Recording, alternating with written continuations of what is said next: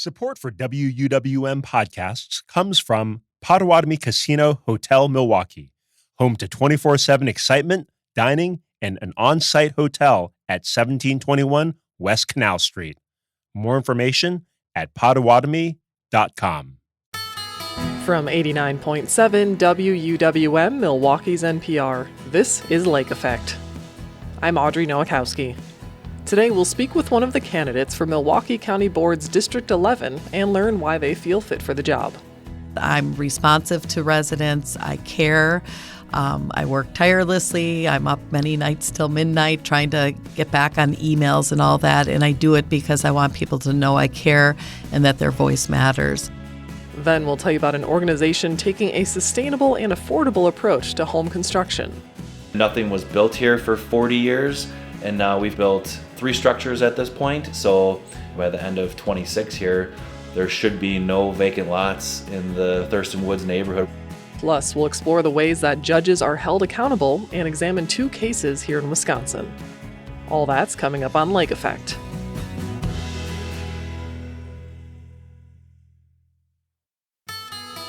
This is Lake Effect from 89.7 WUWM, Milwaukee's NPR. I'm Audrey Nowakowski. Thanks for joining us today.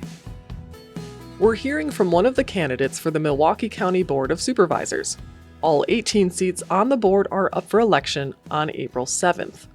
But just 3 of these races are contested. One of them is District 11, which includes Greendale, Greenfield, and parts of Milwaukee.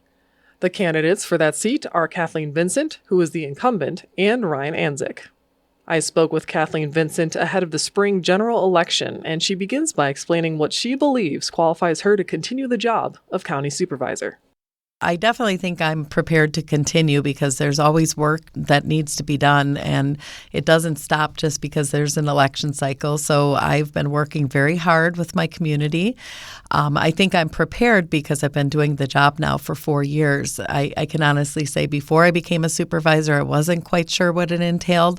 But once you're boots on the ground doing the job, it really, you learn a lot. There's a learning curve, and I've been learning ever since. But there are some things that I feel I'm getting specialized in, and I'm going to continue to advocate for the residents of District 11. What do you think are the 2 biggest issues for your district specifically, and how would you address them? Sure. So there's a lot of issues. As you probably know, there's a budget deficit in Milwaukee County. So funding for any of the resources in Milwaukee County is getting to be very challenging. One of the most immediate things that I am dealing with right now, and I just worked with the director of MCTS last night, is just the busing services. You probably heard there was a several $1 million shortfall in the last budget cycle, so now they've had to scale back and cut routes and, less service and so forth. The extent of my district goes all the way to Greendale, which we have a route that as of March 8th is going to be discontinued into our downtown area.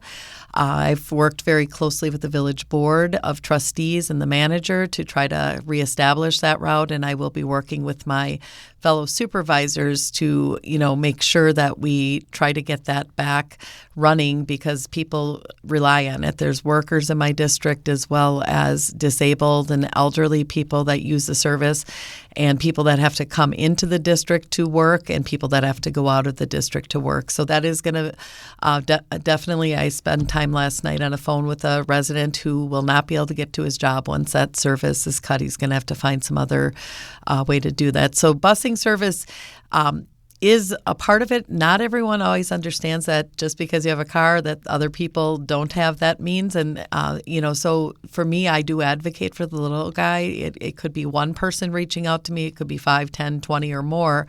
But I will advocate for the residents for their services because we pay quite a bit into the county for the services, even out in the suburbs.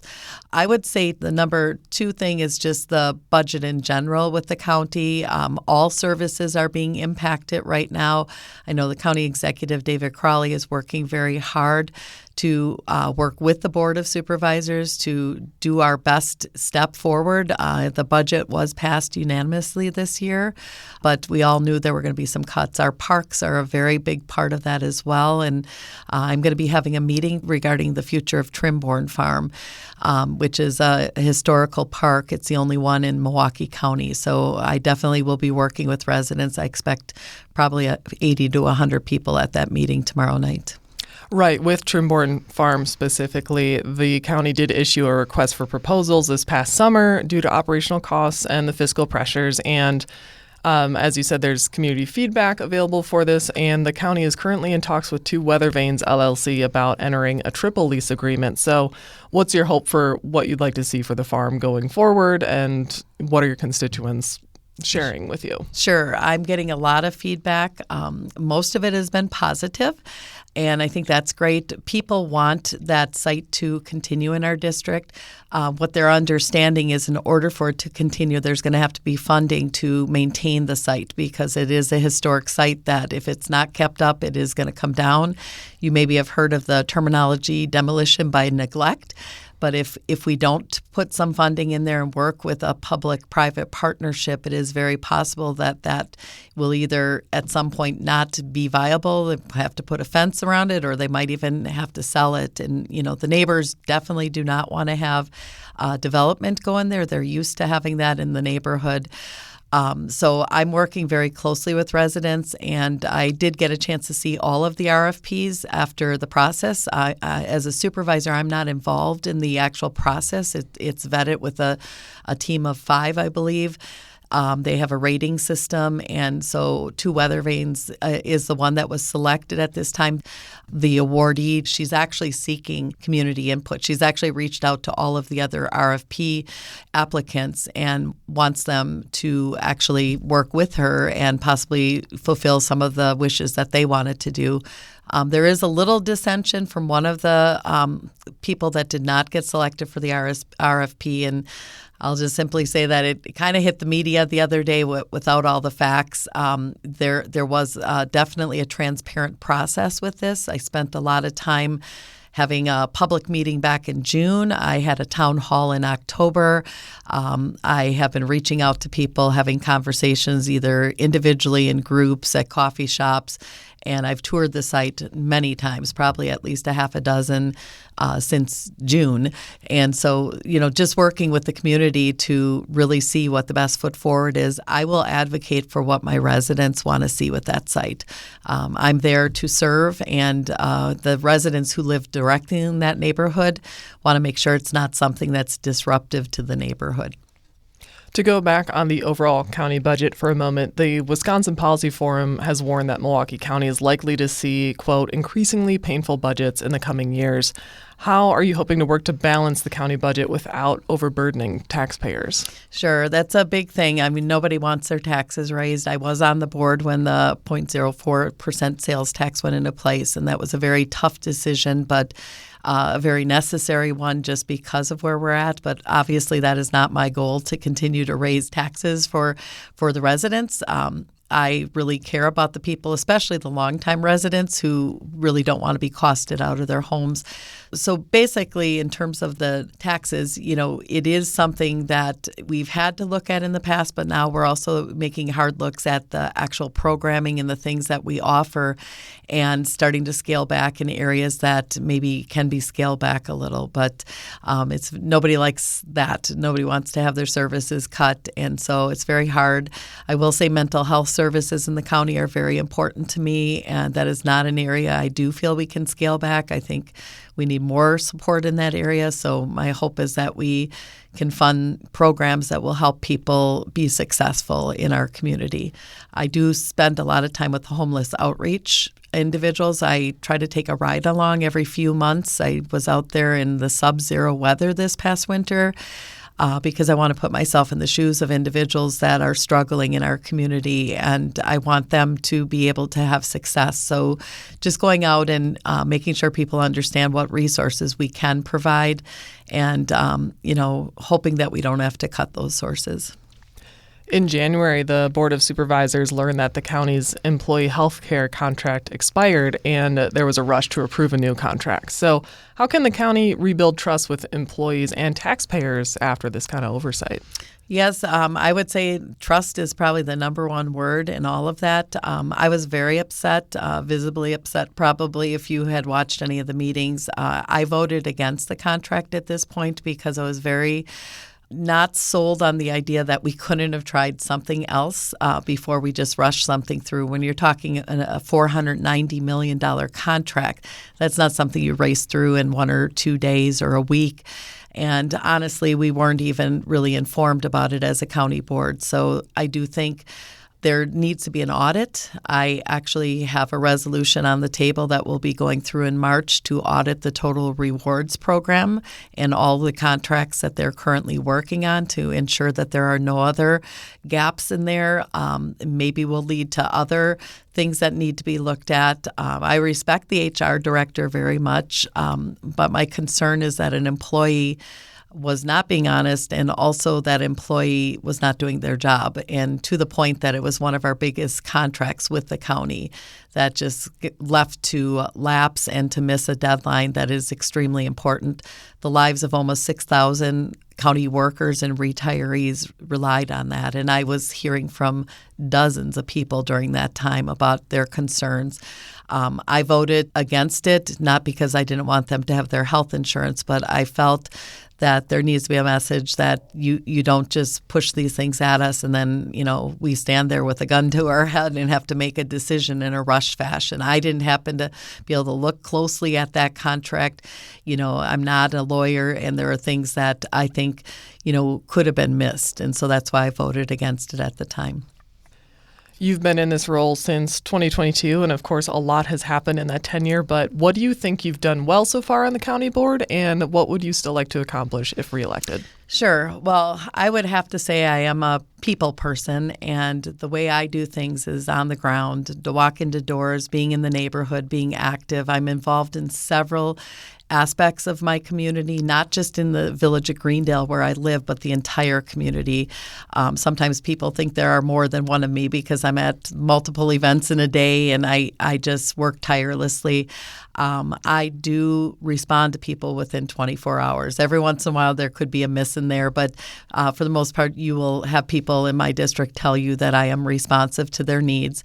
Not always voting the way that everyone wants, because you can't necessarily please everyone, but I do listen to everyone and I ask for input. I actually seek input from key people in my community and ask them to ask their circles to write to me, call me, tell me what they think.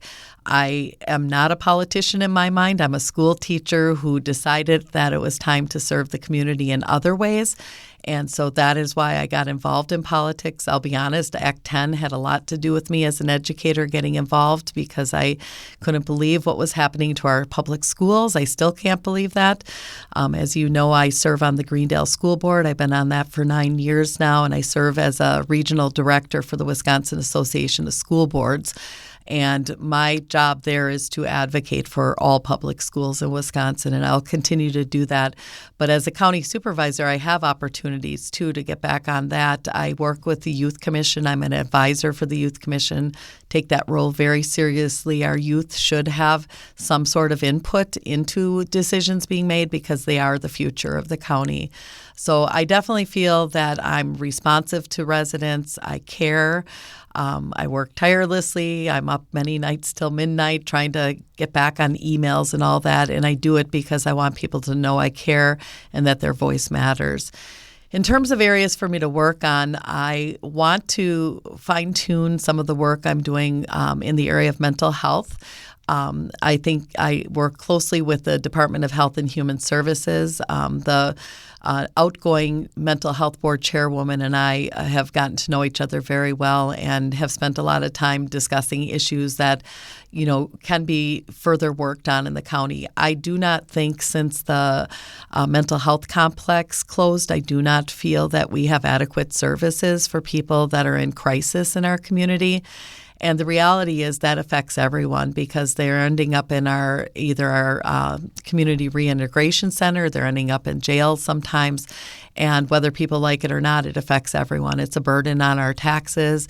And if we're not proactive and trying to work at the root cause, like the mental illness sometimes that is driving the problems, then we're not doing our job. So I do respect our law enforcement very much, too. And with the Sheriff's Department, I work closely with them. I've been involved in their Citizen Academy just to learn more about their needs. Milwaukee County is the only county in the state of Wisconsin out of all 72 that is required to do their own highway patrol. And we have 150 miles of highway in the county, and that takes our officers out of other areas, our deputies and so forth. So those are some areas I'd like to show some more support to. But I also just want to continue to work with my fellow board of supervisors that I've been working with, most of them for the last 4 years. We are a very cohesive group, respectful. We don't always agree on everything. Every once in a while, there might be a little tension on the board floor, but at the end of the day, we all have the same thing in common, and that's that we care about our residents and we want to serve our community. Kathleen Vincent, thank you so much for joining me today. I appreciate it. Thank you so much for having me, and thank you for the wonderful programming that you do.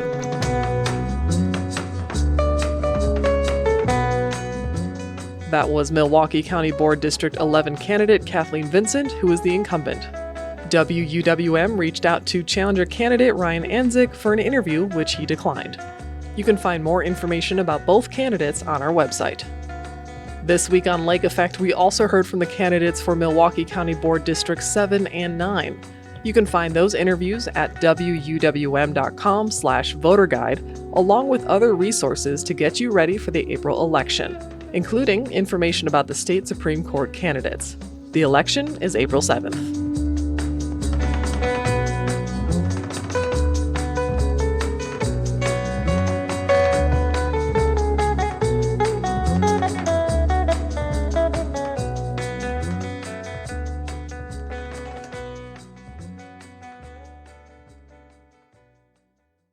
Home ownership is an important part of economic stability for people, neighborhoods, and cities. But for many in Milwaukee, owning a home feels out of reach. WUWM has been exploring solutions in our series, Seeking Solutions, Keys to Home Ownership. Today, we'll tell you about a family business on the city's northeast side. They've created a model for building more affordable and sustainable homes. WUWM's environmental reporter, Susan Benz, has the story. R.J. Lang walks me through his family's shop on West Douglas Avenue. It's humming with activity. We come down here, this is where the 2 CNC machines that we have. One after another, 3/4-inch thick sheets of plywood are loaded onto the machine. It's programmed to precisely cut every element of a LUSH home. LUSH stands for Lang Urban Sustainable Homes. This is the V-beam, so that's the roof component to it. Every component of the home's plywood skeleton is created to fit together like a jigsaw puzzle, a super sturdy one. Lang says no nails or glues are required. All it takes is a few people, rubber mallets, and some crowbars to assemble the homes. Take LUSH's 6x12-inch beams. Lang says they lock together with what's called a spider jig. Essentially, it has a bunch of little tabs on the corners of each piece so that when you snap on the plywood on all 4 sides, right, if the wood shifts to the left or right, the one tab's catch it. If it goes up and down, it catches the other. The beam system creates extra thick 12-inch walls, floors, and roofs, which gives us that structural strength. Across the shop, Chris Clough pulls up a 3D image of a LUSH home on his computer. That gives us the ability to do a lot of the quality control. So, 99% of it's taken care of before we even make a part. Clough worked construction for years before joining LUSH 3 years ago. He also runs the CNC machine. This is what really brought me here. Once they showed me this, and I come from a background of building homes, so I've never seen anything like this or even thought about anything like this. If somebody tried to tell me they could build a house out of plywood, I would tell them they were crazy. The Lang family is pretty new to home design, but their business has a long history. When it began in Thurston Woods in the 1930s, the Langs were toy makers. They later produced wooden crates for Coca-Cola. When World War II broke out, the Langs built bunk beds and lockers for the Army. Now Lang Brothers Woodwork Company turns out high-end architectural millwork, cabinets and such, for homes and commercial buildings. What brought LUSH to life? The pandemic meets resourcefulness. The fifth generation, R.J. Lang, was a benefits consultant working with a group that was exploring building housing for veterans. At Lang Brothers, business had quieted to a whisper. R.J. and his dad, who co-owns Lang Brothers with his sister, learned about a European model called WikiHouse. In early 2023, they went to Amsterdam to see the affordable homes constructed of plywood components. The Netherlands group has built hundreds of WikiHouses, showing there is a demand for the durable, easy-to-build homes. We went over there to try and learn from them, and we found out we ended up sharing a lot of information and improvements to them. So that's where we started to realize that what we had was something special and unique. That led to experimentation, from a prototype to a 100 square foot structure, and eventually... We're here on 39th Street in Thurston. Just blocks from the family shop. And this is our second house on this block that we're building. They're planning to build a total of 6 on vacant lots here. R.J. Lang says just 4 days earlier... This was a slab, and today in front of us we're standing in a fully closed-in 2,000 square foot house. We have our windows in, it's got its tie-back on, waiting for the siding, and the roof is on. It will hold 3 bedrooms and 2 bathrooms. The front door opens into a 500 square foot kitchen, dining, and living room space. It's all open, there's no load-bearing walls. Or extra beams needed to support the roof, allowing for an 18-foot vaulted ceiling, and it's just really open and has a good inviting vibe. The thick-beamed system allows for more energy-efficient insulation than traditionally constructed homes. Pre-cut holes through the framework allows for faster electrical, plumbing, and HVAC installation. You can see in between the joists, we have typically 3 holes in the system so that an electrician or a plumber doesn't have to spend half of their time prepping the site. They can simply come in here and start running pipes and electrical wiring throughout the home. It shows it's possible to build homes in a different way than we've traditionally done it. The 2,000 square foot starter home cost $275,000 to build, including touches like milled Lang cabinetry and hardwood engineered flooring. The roof is solar ready. Lang envisions what's taking shape in Thurston Woods as a piece of Milwaukee's housing solution. Nothing was built here for 40 years, and now we've built 3 structures at this point, and we own the last few remaining lots. So by the end of 26 here, there should be no vacant lots in the Thurston Woods neighborhood. And that's the kind of innovation we need in the housing space, to figure out how to do things faster, better, greener, to bring down costs in the long run. And I think LUSH has a head start in that side of the equation. Teague Whaley-Smith heads the Community Development Alliance, or CDA. It's focused on bringing people together to create quality, affordable homes in a racially equitable way. Whaley-Smith says in its short lifetime, LUSH has already influenced the local affordable housing scene. Last year, the CDA received a Mayor's Design Award for advancing 3 affordable home models. One was LUSH's energy-efficient home. We strongly believe that advanced building construction needs to be part of the housing ecosystem. And so we're so excited that LUSH is in the 30th Street corridor, has the construction facility and the factory already done, so you don't have to make that investment, and is adapting their tools and techniques to actually build housing. But Whaley-Smith says the price is still out of reach for many would-be buyers. He says the average Milwaukeean can afford a $120,000 to $150,000 home. But it can cost you $250,000 to $300,000 to build it. So we need to figure out how to build homes that people can afford on the front end and can maintain them. For now, LUSH is in conversation with CDA and other local affordable housing partners to help address the need of sustainable homes for Milwaukee residents. R.J. Lang thinks there's plenty of room to build homes more efficiently, and those efficiencies can drive prices down to match the amount families can afford to pay. People are getting new houses that are high quality and energy efficient. And Lang hopes to mentor local emerging developers along the way. We're looking to train and develop local people to create local jobs, and then local business owners that can then build these LUSH homes. So we're just trying to revitalize these neighborhoods to get the ball rolling and then let it go from there. He believes contractors will adopt the approach when they see construction is faster and high quality. Lang says next week, Milwaukee's mayor is planning to visit the LUSH factory and one of its Thurston Woods homes. For Lake Effect, I'm Susan Bentz. Support for Seeking Solutions, Keys to Home Ownership, comes from presenting sponsor, Educators Credit Union. You can check out all our series coverage at wuwm.com/housing.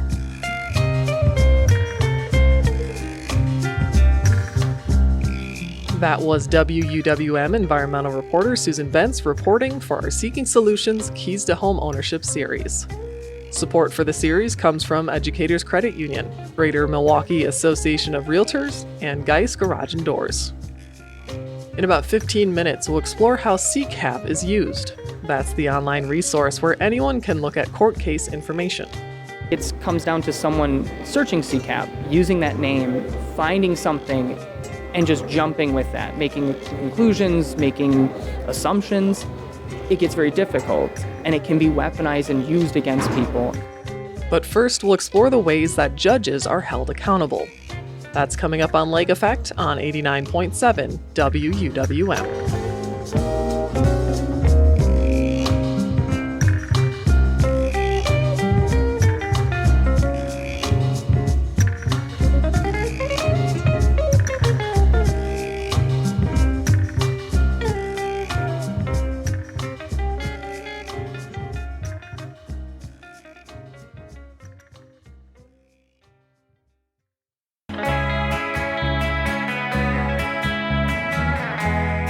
You're listening to Lake Effect on Milwaukee's NPR. I'm Audrey Nowakowski.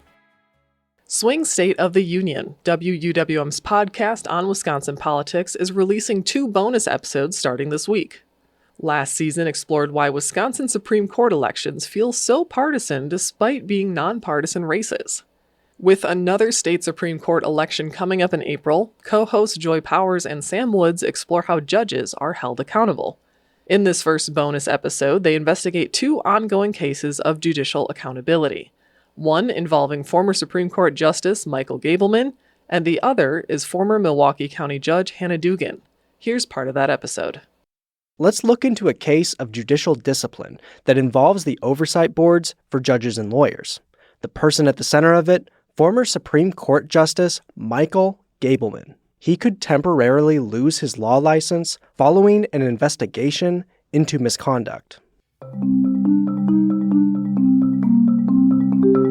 You may remember Gableman from our last season. He was elected to the court in 2008 with the financial backing of Wisconsin Manufacturers in Commerce. In 2018, he left the court and went to work for the Trump administration, and his relationship with President Trump would ultimately lead to the current controversy around him. The case against former Justice Michael Gableman is lengthy. The story starts in 2021. After losing re-election in 2020, then former President Donald Trump demanded an investigation into Wisconsin's results. The election had already been certified, and auditors found no evidence of widespread voter fraud. But under pressure from the former president, Republican Assembly Speaker Robin Vos hired Gableman to lead a new investigation into the election. Here's law professor John Gross. This wasn't an instance where someone had filed a complaint about election interference or there was legitimate evidence of election interference, and then there was a response to that in terms of doing an investigation. No, this was clearly a politically initiated investigation where there was really no evidence at the start and a mandate to go try to find some evidence of this. After Gableman was hired to lead the newly created Office of Special Counsel, he began demanding extensive records from the state's election officials. And he issued subpoenas to other public officials, despite it being unclear if he had the power to do so. The entire process was plagued by errors, from simple typos in official orders to misrepresenting his actions to clients and the public. Then came the lawsuits and the countersuits, back and forth as Gableman tried to assert more power over the investigation, despite waning support from his political allies. Gableman's investigation into the election was cut short in 2022 when Assembly Speaker Vos fired him. Shambolic would be a generous word. It was a complete mess and really a clown show. It was not conducted in accord with binding principles of Wisconsin law, and it was not conducted in accord with the ethical obligations that apply to and govern all lawyers in Wisconsin. That's Jeff Mandel, president and general counsel of Law Forward. It's the group that filed the initial ethics complaint against Gableman. That complaint prompted an investigation by the Office of Lawyer Regulation, or OLR. OLR is similar to the Wisconsin Judicial Commission, only it investigates lawyers accused of misconduct rather than judges. But the process still requires someone to file a complaint, which is then investigated by OLR. In 2025, the investigation found that Gableman committed 10 lawyer misconduct violations during his time working for the state. The former justice violated open records laws, insulted opposing counsel, and even tried to have the mayors of Madison and Green Bay imprisoned for defying his petition. And perhaps more egregiously, Gross says that Gableman used the courts to abuse his legal opponents. And you're not supposed to file a lawsuit that is baseless, right? Either baseless in fact or baseless in law. And if you do that, that's a form of harassment. You're just making somebody come to court, hire a lawyer, answer this complaint, not because you have any chance of winning your legal case. It's just meant to harass, annoy, and cost them money. Wisconsin lawyers take an oath when they become a member of the bar to do things like uphold the state and federal constitutions, respect court officers, and abstain from, quote, all offensive personality. Here's Mandel. When you get to be a lawyer in Wisconsin, you swear an oath to become a member of the bar. And the oath in Wisconsin is quite long. And one of the ethics rules is that you will fulfill your oath, such that violating that oath is its own ethical obligation, separate and apart from whatever other ethics rules you might have violated. And at the end of our grievance to OLR, we showed Michael Gableman had, in his time as special counsel, violated every single clause in the entire oath. After the investigation into Gableman's behavior concluded, OLR decided on a 3-year suspension of his law license, a penalty that Mandel claims is much less than it should be, given the extent of the misconduct. Still, Gableman is contesting the penalty, but who will have the final say? His former workplace, the Wisconsin Supreme Court. And so you really see just a lawyer who appears to be unmoored to the ethical constraints that should guide his behavior.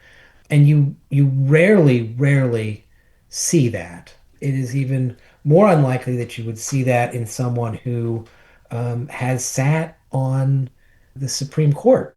It's not just surprising that a former Supreme Court justice would behave this way. It also complicates how they're held accountable for that behavior. Like how justices can decide to sit on cases involving their campaign donors, justices can also decide to recuse themselves from the Gableman case, or not. Here's Marquette law professor Chad Oldfather. It's the judges themselves who are charged with responsibility for answering the question, can I be impartial in this case? And what they're supposed to do if they conclude that they can't, or if it would appear as though they cannot be impartial, is they're to recuse themselves and someone else take their place in presiding over a particular situation. Already, Supreme Court Justice Susan Crawford has recused herself from the case because in her previous job, she worked in close proximity with the judge who heard a lawsuit involving Gableman. Gableman's legal team has also tried to get 2 other liberal-leaning justices to recuse, but they have declined. The situation could bring the case to federal court if Gableman's team is able to argue that his federal constitutional rights have been infringed. Gableman's legal team did not provide a response by deadline to a request for comment about his case.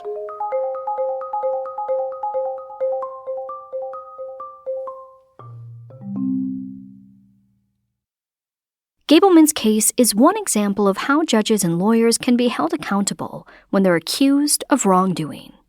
Now, let's get into a more high-profile case that you've probably heard of. The latest move in President Trump's immigration crackdown saw the FBI arresting a Wisconsin judge. Federal authorities say the judge helped a man sneak out of her courtroom. Last April, Eduardo Flores Ruiz appeared in Milwaukee County Judge Hannah Dugan's courtroom for a misdemeanor battery charge. Flores Ruiz was an undocumented immigrant who had lived and worked in Milwaukee for over a decade. Federal immigration agents came to the courthouse to arrest him. Instead, Dugan distracted the agents while letting Flores Ruiz out of a back door, though agents later arrested Flores Ruiz.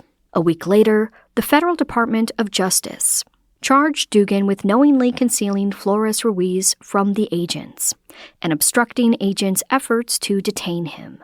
For Gross, these charges were unusual for a sitting judge.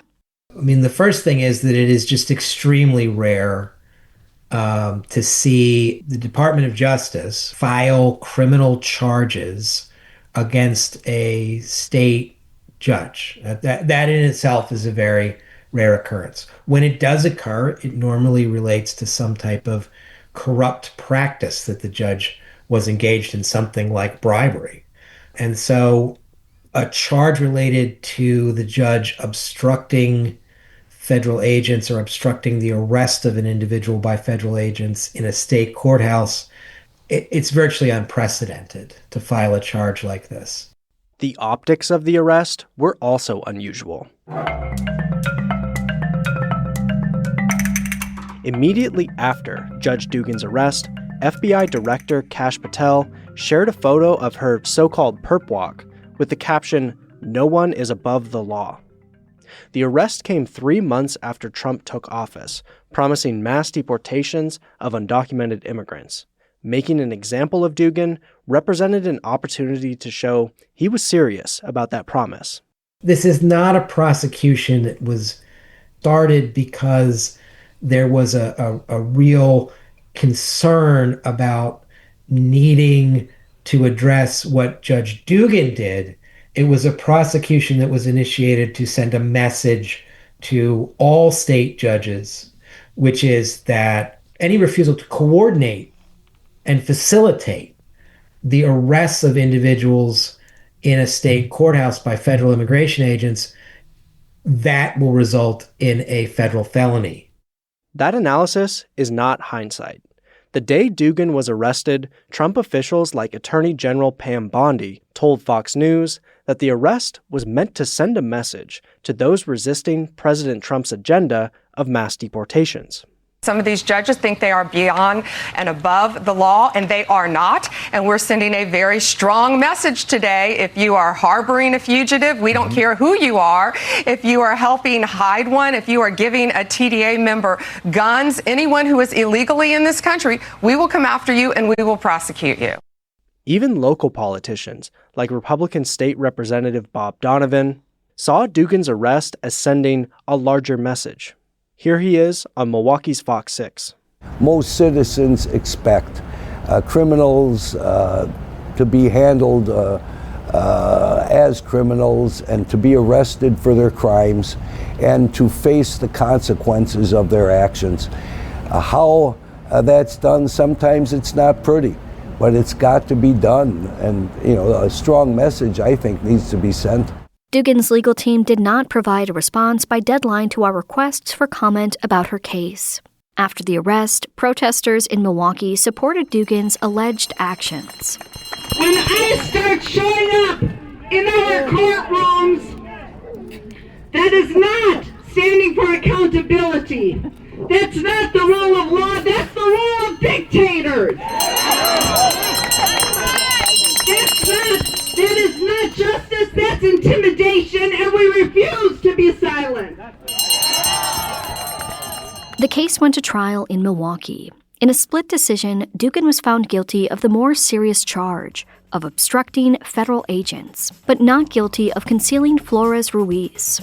Dugan is now seeking to overturn that decision and has since resigned.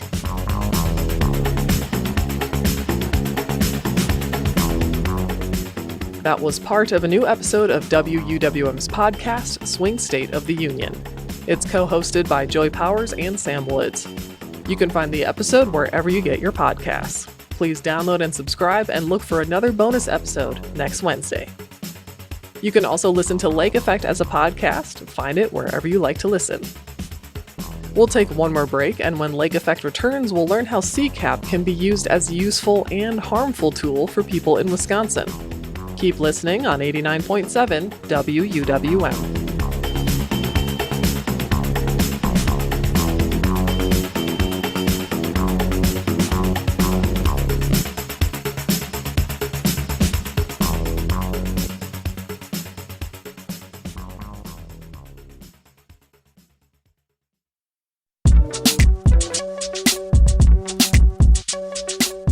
This is Lake Effect on WUWM. I'm Audrey Nowakowski. It is National Sunshine Week, which advocates for the rights of citizens to access public records. That includes everything from open records requests on your elected officials to figuring out salaries of public servants. These records exist to provide transparency, and while that might seem like a positive thing, it's not always used that way.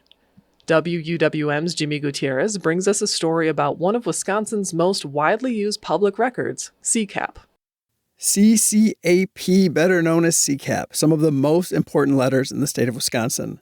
Consolidated Court Automation Programs gives anyone with a computer or phone the ability to look up personal court records.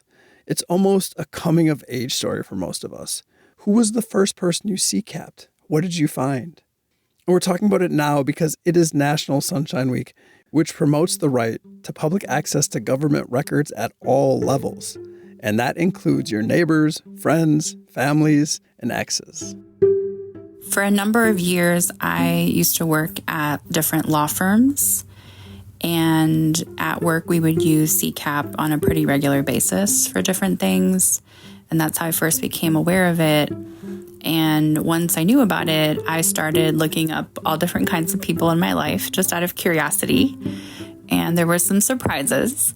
I have found out many interesting things through CCAP, such as one person who was becoming stalkerish actually had a history of restraining orders. And even as crazy as one person that I dated for over a decade on and off had gotten married in the last couple of years and not shared that with me.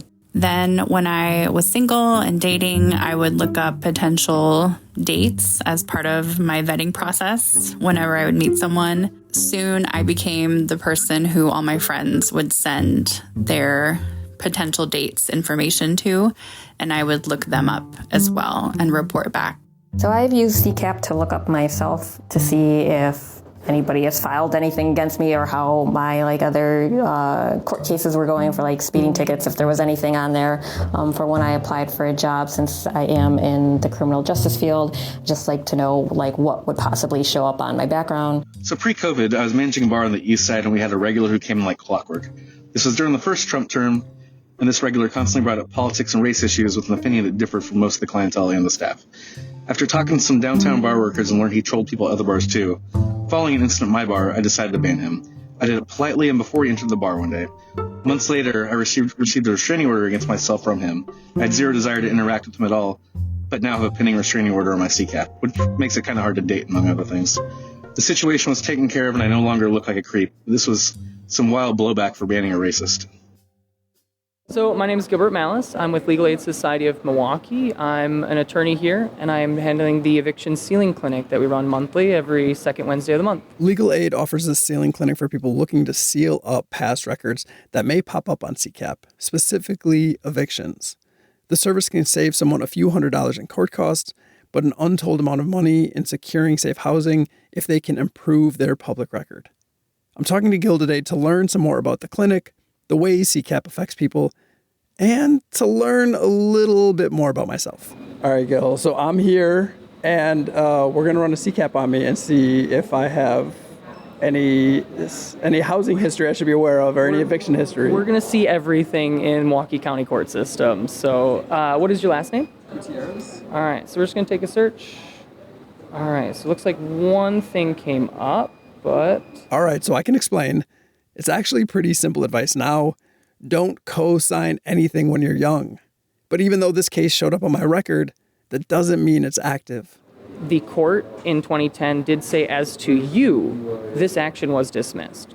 So you have no involvement anymore. It's dismissed as to you. There's no judgment against you. But when someone searches your name, this record still shows up.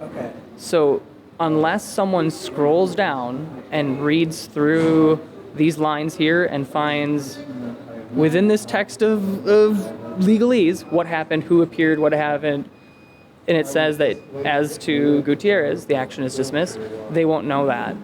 Going over this CCAP journey, I was relieved to hear this, but I was also really frustrated that this is showing up on my record. So when you're talking with folks, when people come up to you, what do you look for when you pop up their CCAP? So we check for eviction records first. If they don't have any eviction records, great. They've either sealed or they didn't have an eviction. We look for the case. In an eviction case, we'll look at it, check the case code. It's a small claims eviction case, that the case is closed. If it's ongoing, they still have court, they still have things they need to do. Legal aid may be able to help them with that, but in this particular clinic, we look that it's closed. And then we, first and foremost, look, is there a judgment? The judgment is a signifier of, was there something bad that had happened in the case? If something bad happened, they owe some money. The judge right now says, hey, we're not going to seal it. If we don't see any of that, then I start going through the details of the case. What happened? Did it get dismissed? Is it dismissed in part? Who's it against? Make sure that it all fits with the person I'm talking to. And when I can confirm that the case is dismissed, I can confirm that the person didn't have an eviction granted against them, they weren't removed from their home, they had an agreement maybe. Did they complete that agreement? Then I can assist them with filling out the paperwork to request that this eviction be redacted as to their name. It just says, we're going to take your name off of CCAP, so when it's searched, that record doesn't show up. How do you see CCAP used in eviction processes within landlords and tenants, right? Is it usually like weaponized or utilized? So from my standpoint, I am a tenant defense attorney. I only see it from the defendant's side of when they have the eviction filed, what they're trying to do to find new housing. I see it as weaponized. I know that it is a tool to search records, but that tool is used against a lot of people. When I first started doing volunteering for eviction defense, when I was in law school, we saw a lot of landlords search CCAP, use CCAP to say, was there an eviction granted against you? Not did you have one filed, not did you have an eviction record at all, but were you evicted from the home? And the answer would be, well, no, I moved out, I resolved it. The eviction record on CCAP would say dismissed, and that would stay on their record for 10 years. But it was dismissed, they'd find new housing. In the past 6 or 7 years, we've seen a shift where if the eviction has been filed, landlords will say, look, we need double security deposit, you're a risk. Whether it's granted, whether it was resolved or not. And lately, we've seen that if you have any evictions filed, we will not rent you. It's on websites for landlords. If you search for applications, it'll say no evictions, no eviction filings. So we get a lot of people saying, look, I have these old evictions, they're on my record, they were dismissed, I've had payment plans, I've resolved them, but it's still impacting my ability to find housing. That's when we look at the CCAP sealing and redaction. And how long do things stay on people's records too? So if there's a judgment that was granted, they owe some money, that can stay on the record for up to 20 years until it's either paid, waived, or discharged. If there's a dismissed eviction, so there's no judgment, no money owed, they weren't evicted, that will only stay on their CCAP record for 2 years. It used to be 10, but they did change it. We have asked for it to be shorter than 2 years, but even 2 years can pose a significant barrier to people finding housing. Okay, going to jump in right here because what we're talking about is potential housing discrimination. But that's not the only way that CCAP can be used and has been used to discriminate. It's also affected people looking for work. There are plenty of cases where when you search on CCAP, it comes up and it says this case has not been concluded, this case has been convicted, not convicted, and it says notice to employers. If you want to look, I do have a case that I can pull up that's okay. It just says, and notice it may be a violation of state law to discriminate against a job applicant because of an arrest or conviction record. Landlords still use this. We know that for evictions. Anyone can search CCAP. You don't need a law degree. You don't need anything. You can just punch someone's name in, look at it, see a case come up, and you don't have to care what's happening with the case. But the fact that there's something on CCAP says that they were sued, they were arrested, potentially, there's fines, fees, something. With all of that information, they can say, well, maybe we don't want to hire this person, even if it's 5, 10, 20 years ago, right? The last question is just your general thoughts on CCAP. Not good, not bad, nuanced. It is very nuanced because CCAP is a tool, and tools can be used very well. Without having to go to the courthouse, without having to find records, it makes my job very easy. I get to just sit behind a laptop, and when someone comes to me and say, hey, I'm looking for help on this, I can pull it up and get a general understanding of what's going on. But then when they have personal questions about, well, what happened at this date, this time, what does this document say? I can't review that without going to the courthouse. So there's the good, the bad.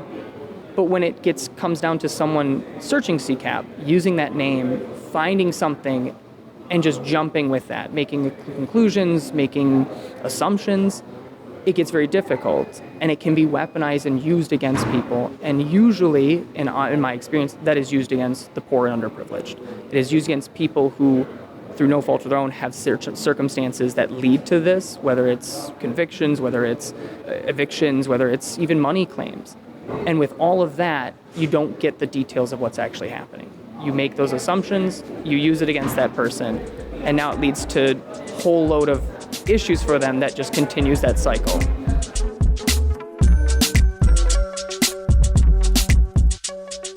That was legal aid attorney Gil Malice. He spoke with WUWM's Jimmy Gutierrez about CCAP last year. And that's Lake Effect for today. I'm Audrey Nowakowski. If you've missed any of Lake Effect this week, you can find all of our conversations at WUWM.com. If you'd like to take the show on the go, download the Lake Effect podcast wherever you listen to your podcasts.